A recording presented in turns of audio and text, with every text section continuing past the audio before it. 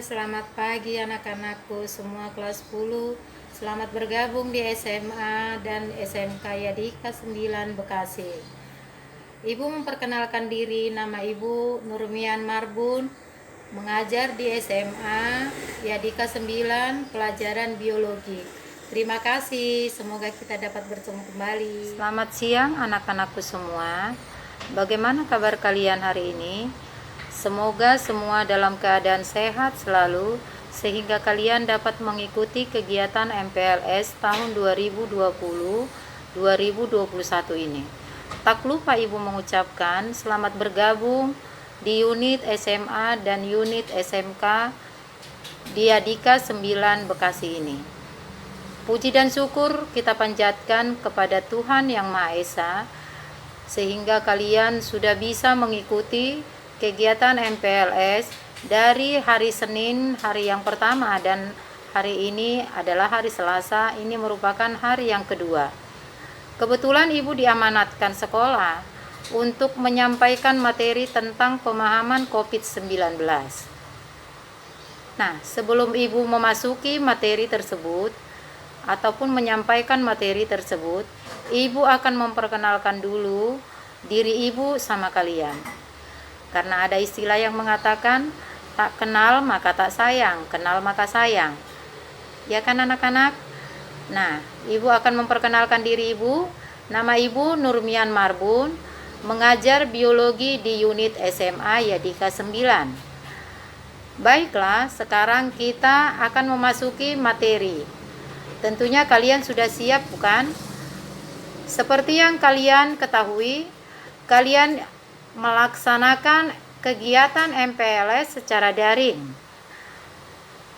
Tetapi tidak apa-apa, walaupun kita tidak bisa bertatap muka langsung, karena situasi dan kondisi saat ini kita harus selalu menjaga jarak sehingga dapat mencegah penyebaran COVID-19 ini. Ini merupakan suatu anugerah yang harus kita terima. Mudah-mudahan kita semua sehat selalu sehingga dapat melewati situasi dan kondisi seperti saat ini. Baiklah anak-anak, setelah ini Ibu akan menyampaikan poin-poin apa saja yang perlu kalian ketahui tentang pemahaman COVID-19 ini. Jadi, mari kita simak video setelah ini. Pemahaman masa pandemi COVID-19 dengan protokol kesehatan. Coronavirus merupakan keluarga besar virus yang menyebabkan infeksi saluran pernapasan ringan hingga sedang, seperti penyakit flu. Banyak orang terinfeksi virus ini, setidaknya satu kali dalam hidupnya. Namun, beberapa jenis virus corona juga bisa menimbulkan penyakit yang lebih serius seperti pneumonia. SARS yang muncul pada November 2002 di Tiongkok menyebar ke beberapa negara mulai dari Hong Kong, Vietnam, Singapura, Indonesia, Malaysia, Inggris, Italia, Swedia, Swiss, Rusia, hingga Amerika Serikat. Epidemi SARS yang berakhir hingga pertengahan 2003 itu menjangkiti 8.098 orang di berbagai negara. Setidaknya ada 774 orang mesti kehilangan nyawa akibat penyakit infeksi saluran pernapasan berat ini. Sampai saat ini, ada beberapa coronavirus yang telah diidentifikasi. Contohnya SARS-CoV yang menyebabkan sindrom pernapasan akut. Yang kedua, MERS-CoV yang menyebabkan sindrom pernapasan Timur Tengah. Yang ketiga adalah COVID-19 atau dikenal dengan novel coronavirus yang menyebabkan wabah pneumonia di kota Wuhan, Tiongkok pada Desember 2019. Lalu menyebar ke negara lainnya mulai Januari 2020. Indonesia sendiri baru mengumumkan adanya kasus COVID-19 dari mulai Maret 2020. Faktor risiko apa yang menyebabkan infeksi coronavirus? Siapapun dapat terinfeksi virus corona. Akan tetapi, bayi, anak kecil, orang dewasa dengan kekebalan tubuh yang lemah lebih rentan terhadap serangan virus ini. Selain itu, kondisi musim juga mungkin berpengaruh. Contohnya, di Amerika Serikat, infeksi virus corona lebih umum terjadi pada musim gugur dan musim dingin. Di samping itu, seseorang yang tinggal atau berkunjung ke negara atau ke daerah yang rawan virus corona juga beresiko terserang penyakit ini.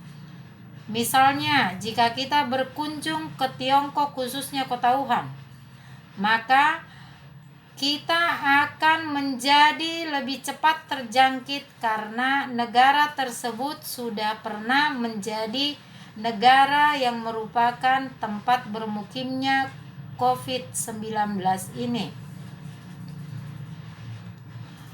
Penyebab infeksi coronavirus. Infeksi coronavirus disebabkan oleh virus corona itu sendiri. Kebanyakan virus corona menyebar seperti virus lain pada umumnya. Seperti yang pertama, adanya percikan air liur dari pengidap dengan adanya batuk dan bersin. Yang kedua, menyentuh tangan atau wajah orang yang terinfeksi.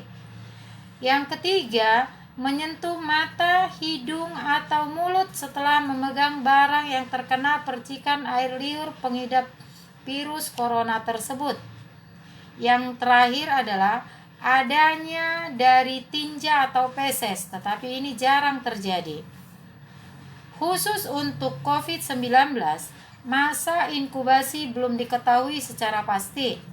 Namun, rata-rata gejala yang timbul itu berlangsung 2-14 hari setelah virus pertama masuk ke dalam tubuh pengidap.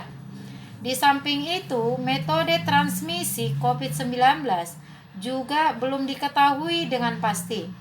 Awalnya, virus corona jenis COVID-19 ini diduga bersumber dari hewan. Virus corona COVID-19 ini merupakan virus yang beredar pada beberapa hewan termasuk unta, kucing, dan kelelawar. Sebenarnya, virus ini jarang sekali berevolusi dan menginfeksi manusia, apalagi menyebar ke individu lainnya. Namun, kasus di Tiongkok kini menjadi bukti yang nyata kalau virus ini bisa menyebar dari hewan ke manusia.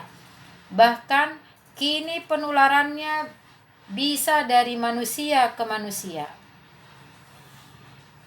Gejala infeksi coronavirus. Virus corona bisa menimbulkan beragam gejala pada pengidapnya.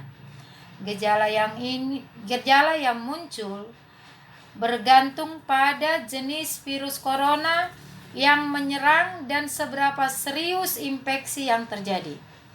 Berikut beberapa gejala virus corona yang terbilang ringan. Yang pertama, hidung beringus.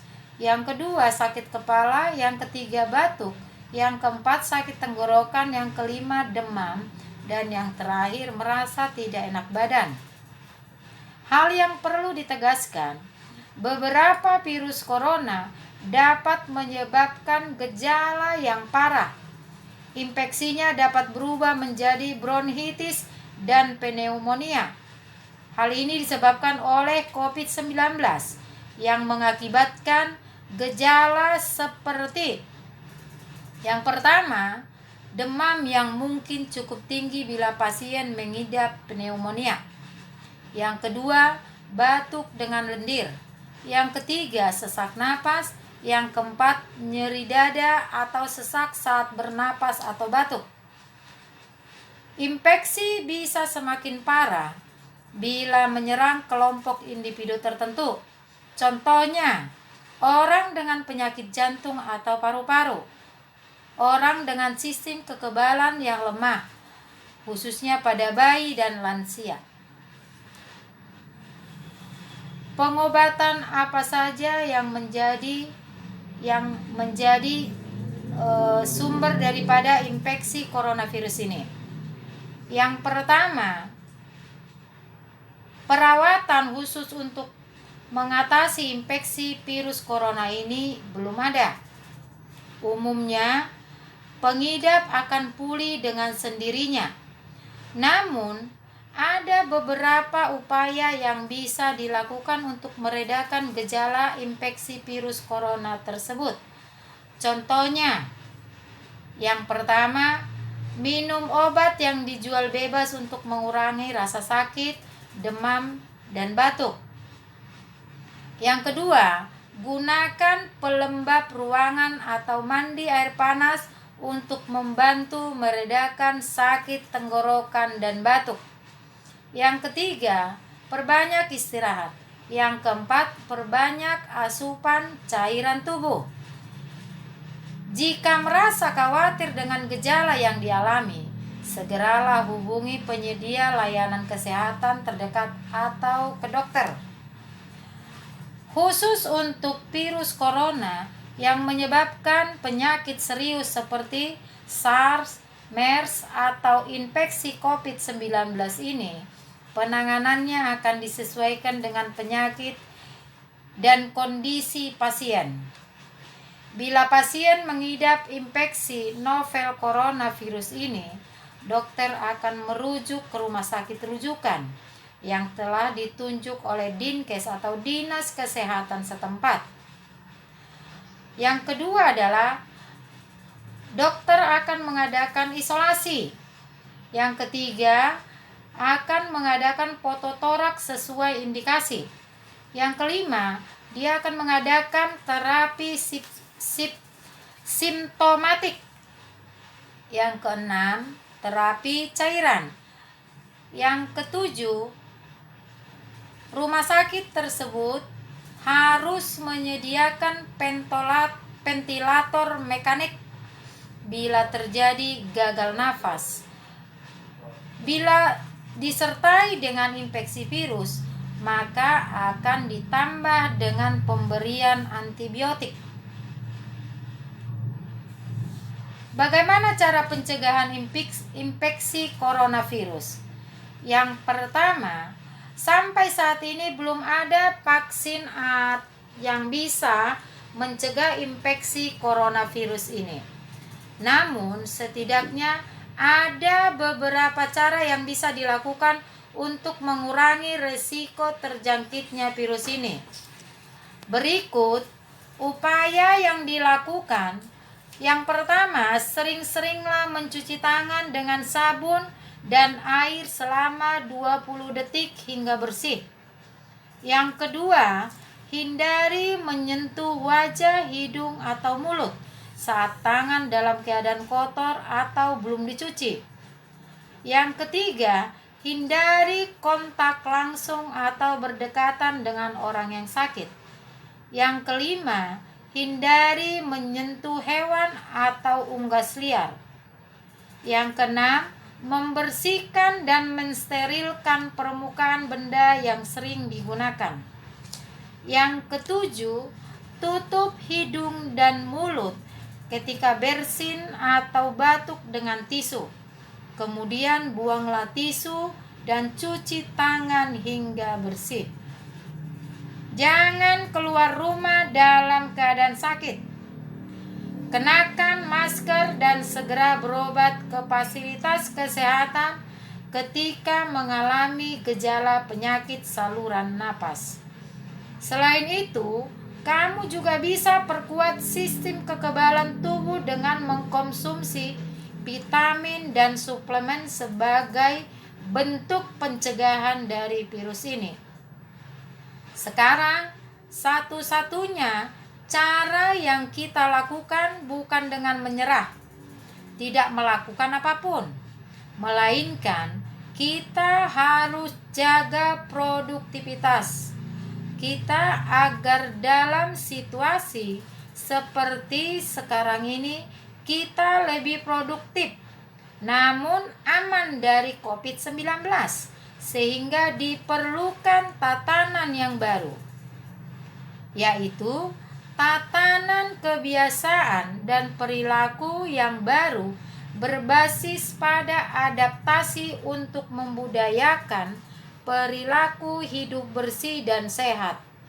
Inilah yang kemudian disebut sebagai new normal. Cara yang dilakukan dengan rutin seperti cuci tangan, pakai sabun, pakai masker saat keluar rumah, jaga jarak aman, dan menghindari kerumunan. Pihaknya berharap kebiasaan baru ini harus menjadi kesadaran kolektif agar dapat berjalan dengan baik. Jadi, untuk kembali ke kehidupan normal, kita harus mengikuti protokol kesehatan. Demikianlah anak-anak, penjelasan dari Ibu tentang pemahaman COVID-19 ini. Jadi Ibu tekankan sekali lagi bahwa saat ini kita sudah memasuki tatanan hidup baru. Pasti ada perbedaannya, yaitu harus mengikuti kebiasaan hidup bersih dan hidup sehat.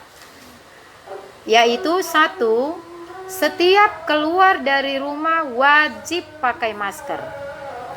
Yang kedua, tetap membawa sabun ataupun hand sanitizer di dalam tas masing-masing. Yang ketiga, menjaga jarak atau physical distancing, tidak boleh bergelombol ataupun berkumpul-kumpul bersama temannya. Yang keempat, harus sadar diri. Contohnya, jika kalian demam, cepat melapor. Jika kalian batuk, cepat melapor, sehingga tidak menyebar ke teman-temannya yang lain. Itu saja yang bisa Ibu sampaikan. Semoga kita tetap sehat selalu, dapat bertatap muka langsung nantinya. Terima kasih. Selamat siang untuk kalian semua.